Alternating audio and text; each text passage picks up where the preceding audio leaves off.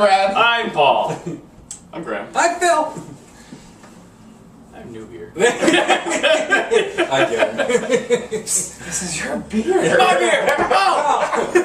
I haven't done this in a while. So true. Alright, well, what we got here today is a Founder's Beer, Backwoods Bastard, which is a version of the Dirty Bastard Scotch Ale. Backwoods Bastard is aged in bourbon barrels.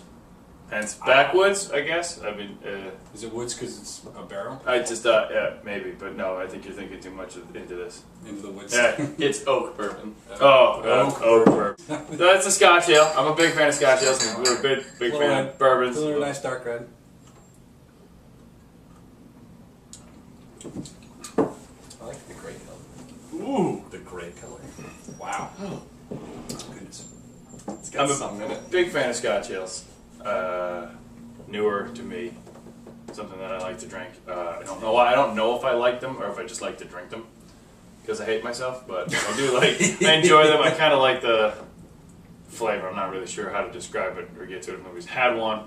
I don't know, this is a very sweet flavor that hits you like right in the middle, not right up front. It doesn't even stick. It sticks around a little bit at the end, but right in the middle. It's almost like you can feel the grains going over your tongue or something. It's like big, and it's not like overpowering. It's perfect. It's a bit of earthy spice and scintilla of dark cherries. Whatever that is, definitely cherries. Sweet caramel. But right in that middle section, Yeah. boom. Yeah. But it's like it's delicious though. You know, it's like a delicious. It's weird. Explosion in your mouth. This is delicious. You're right. There's something in the middle. It really jumps out. If we can smell the bourbon. Yeah. The bourbon really hits you at the front, but it is very sweet. And the It's bourbon all stays with you at bourbon. the end too. Yeah. But in the middle, there definitely is that Very cherry, sweet, yeah. the molassesy cherry You flavor. can definitely pick it out as a Cascade aged ale at the back, but yeah, that middle thing, I guess I don't think I would have been able to pick it out as cherry. I said it made sense. Yeah. I don't know if I get cherries. I do get sweetness. I thought more yeah. bourbon There's stuff. a sweet caramel too. Maybe that's what I'm tasting. Yeah. Yeah, and it's probably, I mean, there's just so much. I mean, the Scotch ales are big. It's pretty flavorful for ale to start with anyway. Yeah. Then to put it in oak bourbon barrels, It's robust. and then add cherries I think and it's the word I was caramel. looking for earlier. Yeah. Yeah, because it is a big. Yeah, it's got a lot going on, but it blends together so smoothly that it's delicious. Yeah, I like this a lot for an aged ale. Oh, absolutely. So we're going to go ahead and review this. This was again Founders Brewing out of Grand Rapids, Michigan, an excellent brewery. Enjoy a lot of their stuff. We did a review of something a couple weeks ago. Anyway, we're going to go ahead and review this. The Backwoods Bastard. This is Dirty Bastard, aged in oak bourbon barrels. Oak bourbon barrels. Thinking. I think this is a good beer. I'm impressed with a lot of the Founder stuff, and like, I give it a 8.6. The reason why is because I really like the Founder's Breakfast Stout. It's quickly going up my list of like top 5 beers, and it's tough to think of. I've gotten in that rut of thinking of Founders and being like, that's the beer that I want every beer of theirs to taste like, and this doesn't taste like that to me. Because it's not supposed to. It's not supposed to. It's an excellent. It's an excellent beer. Breakfast stout also. 2.0.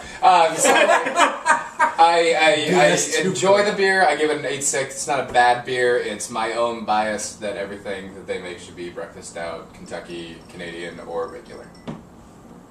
Not fair. I am going to give it a 9. I'm a big fan. I like Scotch ales anyway. I like the consistency. I like that sort of brownish colored ale. That is a really great Browny red. Yeah. I like that. It's darker, but not like a stout. I like the browns and the ambers, and I like Scotch ales. I've gotten into them a lot. I like it a lot, and I'm infatuated with aging it in bourbon barrels, wine barrels, just oak barrels itself. So this was something I've had. This is my 3rd one. I dig it. I mean, I can't have more than a couple in a row because it'll get you drunk. Yeah, like in a bad way.